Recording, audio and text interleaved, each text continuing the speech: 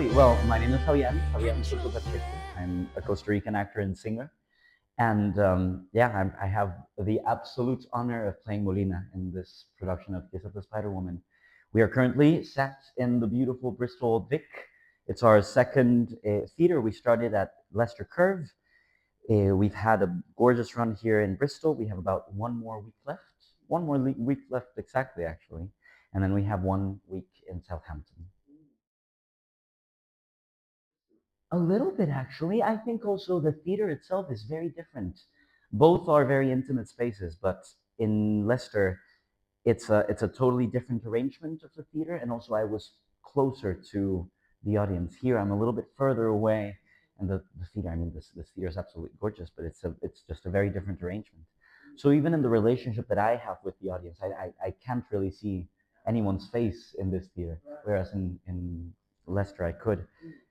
Uh, it's just different. It's different. There were things that I loved about being able to interact a little bit more with the audience, but here there's it also maybe it's a little bit easier to feel like I'm in that cell where I can't see anyone else.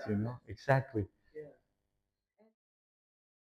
We agree. I was in absolute awe of the genius of everyone involved in the creative team because the way in which they collaborated was just unlike anything I had ever seen, honestly. Because there are so many aspects to it: the video, the sound, the music side of things, the projection, the fight choreography, the actual choreography, the direct, everything had to come together. And they all worked so efficiently and so creatively together. They weren't afraid to, if they had envisioned something and in the room they saw that it didn't work, they immediately tried different things until it clicked.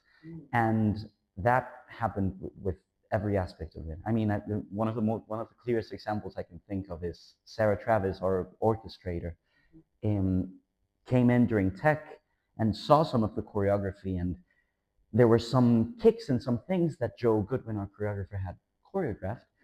And Sarah was like, okay, well then I want to accentuate each of those with something in the music. So she added some little things and I just thought it is wonderful how they're all inspiring each other. That is something that I remember vividly on the first day of rehearsals when they showed us the sets and the costumes and everything, how everything would work together. I was so excited that it was actually very stripped back. Our cells are the two beds and what's drawn on the actual stage. And with that, they create such clear worlds. She wears satin, Spanish lace. She feels wild chinchilla brush across her face. She's lucky. She's a woman. I was very familiar with the novel. I was very familiar with the material, as in the songs, but I hadn't actually read the book of the musical. So when I first read that, there were so many things that changed from the novel. So it was actually really exciting seeing what from the novel I could grab and keep, and making sure that I had the essence of Molina, but always following what is being said in the actual show. Um, so yeah, that was a very exciting process for me, even before getting to the rehearsal room. And then once I got to the rehearsal room, things changed as well. I mean, I have the honor of sharing that cell with George Blackton, who, I mean, it's so easy to fall in love with him every day. He's just wonderful. And also one of the kindest human beings I have ever met. He's just wonderful.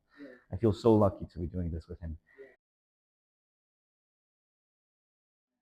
Well, we always warm up together, so that's the usual. I do take a long time doing my makeup. I like getting into the character that way. I have a playlist actually of some songs that I